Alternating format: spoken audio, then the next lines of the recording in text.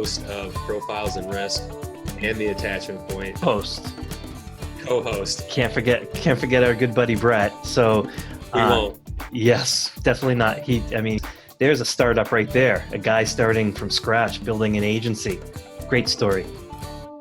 Nick, welcome to Quoted. Awesome to be here. This is exciting. It is. It's full circle. I want to dive into it. The thing that I was most excited about talking to you about today was just podcasting in general. First and foremost, if you don't mind, I just want to ask you the basics. Why did you get into it? And then what were some of those first stepping stones, if you will, into saying, okay, I'm going to do this. This is what it's going to look like. Can you shed some light on that for me? Yeah, completely. So I had been wanting to do it for a while, but it was, of course, really nervous to do it. A lot of it had to do with just not knowing what to do. Like, what equipment do you need? What do you do with the files? How do people listen to it? I didn't know any of that. So my goal to record a podcast was mostly around just Abel Travis. And on he said, I'm talking to these people, and I bet a lot of other people would want to listen in on these conversations. I felt the exact same way. Like, honestly, I just thought, like, I go to these conferences, I talk to these people. I bet that someone else might enjoy this. So that was part of it. And the other part was, at the time I was considering potentially going out on my own. And I knew there would probably be fundraising, and I knew I would probably need to get in front of people. And I just thought that, if I did a podcast and I talked to VCs and I talked to, presidents and CEOs of different companies, it would get me credibility in the market. And so that was the purpose of sort of getting it started. That's sort of why I wanted to do it, but I still had that fear, trying to figure out how do I do this? I've never done anything like this before. I honestly, my voice still freaks me out. Like, I just don't feel like I have a good radio voice. So it ended up being just serendipity, where I wrote Tony wrote that Lemonade article, and I was just like, what are you doing, dude? You completely fell off the wagon. It's all hype. And I wrote my Lemonade article. And after that, it was like I solidified my relationship with Tony and Carly. And I brought up the idea of a podcast, and there was like silence on the other end of the phone. And then Tony was quickly like, well, we want to do a podcast. So that once I got those two involved, it was much easier, because I knew I'm not in this alone. I'll have help. Tony's got some technical skills and he loves talking. And Carly can always be there for advice. And Carly, at the beginning, it was going to be us three all the time, sort of transition to an interview format, but I had them. So it was like, if I got stuck on something, they would tell me, well, did you try this? Or let me help you with that. And that's really how it happened. And so that first night, that Sunday night before we promised we were going to release, I was up till 1:00 in the morning, editing that audio file and trying to get it just right, and then being like, oh my God, this is so bad. Like, I am so embarrassed to deliver this, but we had to do it because we promised that we did it, and then it just got progressively better. But that's the beginning, right? So that's episode 8, right? Looking forward and saying, okay, now you're at 115. 118. 118 as we sit here today. 118. So during it's almost been 2 years, and during the course of going through that, we've tried a little bit of everything. So the 118 was a book review, a book promotion, basically, for Chris Stanley, who's a friend of ours and has been a sponsor of the podcast. He's releasing a new book, and it's like, okay, let's get on for a few minutes. It doesn't have to be a full-blown 45-minute podcast. It can just be us talking about the book, and let's give it a little publicity. To this coming week, 119, will be a convention, an event in Chicago, be Connected Insurance with Insurance Nexus, just interviewing some of the speaker panels, so they're not all interviews. A lot of those, a lot of the content we're delivering is just basically like, what might the audience want to hear? Well, from what we understand, they want to hear about events. So let's get them some of that. Let's get them a feeling for the event, even though they may or may not be able to attend. They like books. So if someone in the industry is writing a book, let's get them on. Let's talk about it a little bit. And then, just good old fashioned a CEO of getting them on and talking about, what it was like to do the startup, how scary that is. I know, from personal experience. And then everything in between. I did one where I did my own book review. Oh, I can't remember the guy's name, but Lloyd's of London. And I read the book and I was just like, I bet no one has ever read this book. So every once in a while, I'm going to get an insurance related book and I'm going to break it down for half an hour. And that's how I got to 118. It wasn't all interviews. It wasn't all one thing or another. It was just sort of like, it's my canvas. It's just sort of, what might the audience like to hear? What do I enjoy that they might like? And let's dig deep into it. Advice to you as well is, I didn't mention this, and maybe you can kind of weave this in, but definitely advice is to think long term and to think about the catalog. Don't think about any individual show. There's no such thing as perfection. And there were shows we thought would knock it out of the park and really fell flat. And then there were others. It was just like Cooper Cohen we posted it and he set all kinds of records, and that was completely unexpected. I didn't even expect to have him on. It was just like, he was recommending someone else. And I said, well, by the way, we have a spot open. Do you want to just chat about the beginning of your career? And he rocked it. He was like a, rookie hitting a grand slam in the World Series. So it's the catalog. It's exactly what you described. You can go in, people do Google searches, and they can find these little things. They don't necessarily have to listen to the entire catalog, but the catalog itself has much more value than than the individual episodes. And to me, what I learned the most from podcasting is the catalog carries the most value. Okay, so we started at the beginning. We kind of fast forwarded to where you're at today. What are some things that you should have done differently? I don't think I would do anything differently, just because you have to go through the grind. You have to make those mistakes. There's no way around it. You can't run a marathon unless you can run 1 mile. Now, and then you just have to string that together 26 times, right? So we learned a lot. It's not perfect. So my first advice is, if you're seeking perfection, don't. It's not going to happen. There are too many things that can go wrong. I had one where I couldn't do anything with it. There was no editing I could do that could fix it. The connection was just bad. So if you're relying on this kind of process, which is what I would recommend, generally use Zoom or GoToMeeting or something where you can record these, you're going to have bad internet connection. You're going to have, someone that doesn't have a good speaker, or is talking into a computer and you get an echo. Episode 1 was very echoey.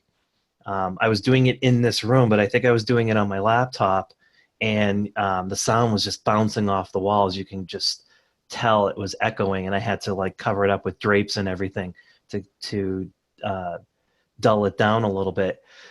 So I wouldn't do anything differently. You kind of have to go through the grind. But I think, if I were starting over, or if I could get to perfection, my ideal, when I see, David Wright, for instance, when he does his podcast, he's got professional speakers, microphones, and the guest usually comes in and sits with them. That makes a big difference. If you can get away with doing that, which means, you probably can't make it weekly. So anyone that's trying to do this, if you're trying to do it weekly, man, it's a second job. It's a second job scheduling. It's a second job. Scheduling sounds easy, but when you schedule and then you have to cancel and reschedule, and you're trying to find blocks of time, that can get very stressful. Then you have to have an agenda, right? You can't just, I listened to one podcast. Someone on the Slack channel said, "Hey, can you listen to this and can you give feedback?" And I gave feedback and I said, don't go, too conversational, because you were talking about things that you understood personally. There was a duo that was talking. I didn't understand what you guys were talking about. It was like inside jokes, and I kind of dropped off, and then there's the editing.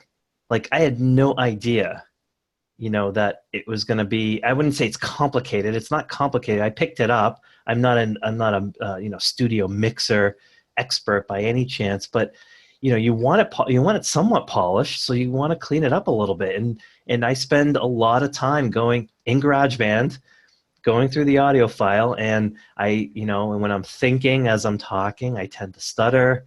I tend to say a lot as I'm thinking, pausing, trying to formulate a question. So I would go in and cut a lot of that out for myself and my guests, so that we both sound a little bit more polished, and it just sounds better to the listener when that happens. That's a part-time job.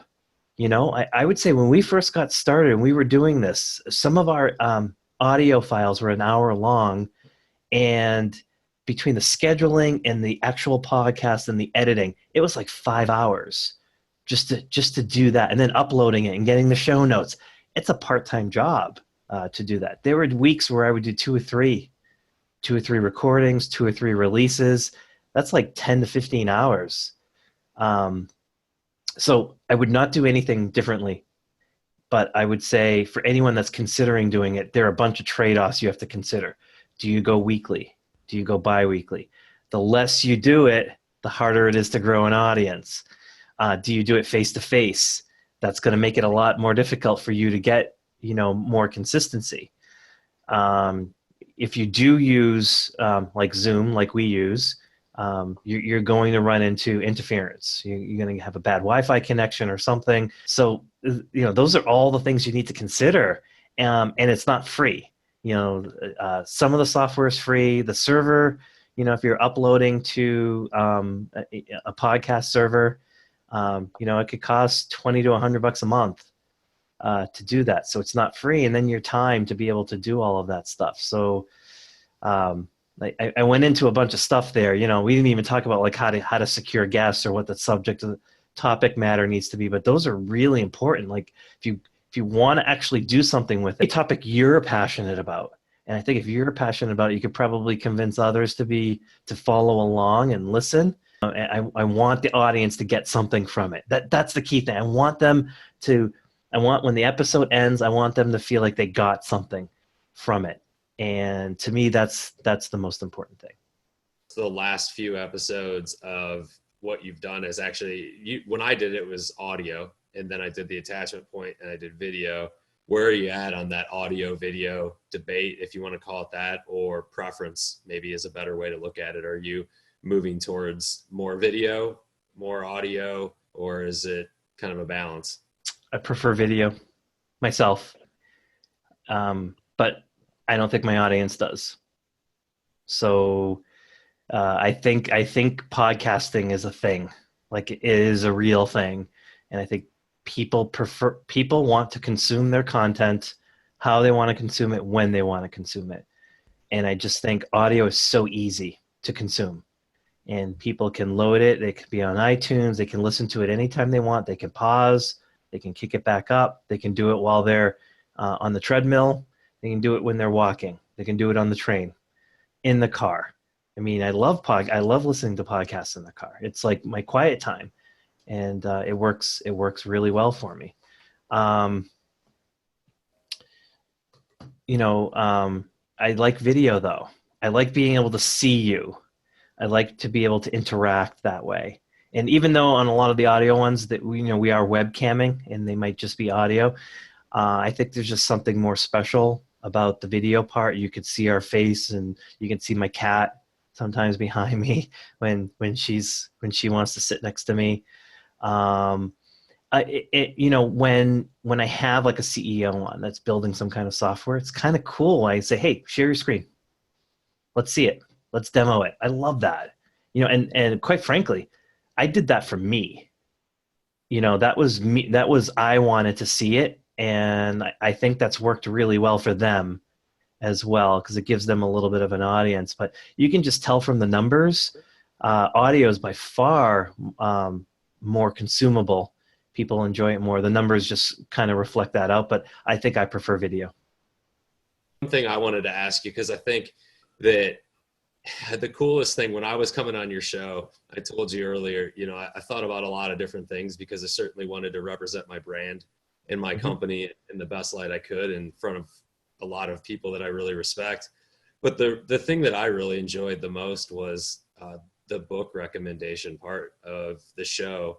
And if you don't mind, I wouldn't mind stealing that idea from you just for this one episode and just ask you, Sure. What are some of the books you're reading right now? Yeah, I have. I can actually, over my left shoulder there, hiding, are a couple of the books that I am reading. One, it's called Critical Thinking, and it's actually the first two chapters that I'm most interested in. It's just a professor. I don't remember exactly where. I can share that info with you.